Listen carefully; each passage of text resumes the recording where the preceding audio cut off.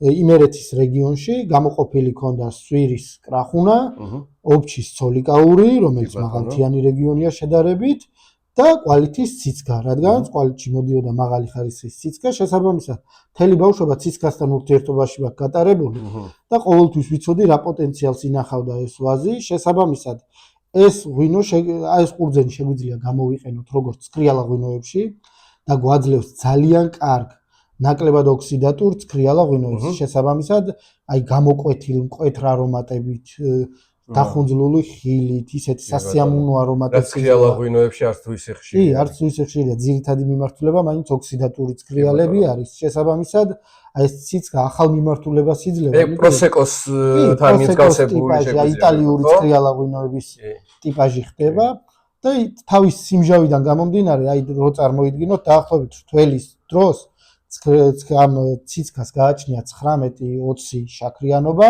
მაგრამ ამასთან ერთად ტიტრული გააჩნია 9.5-10, რაც იძლევა აი ამ საოცარ გემოვნურ მახასიათებლებს.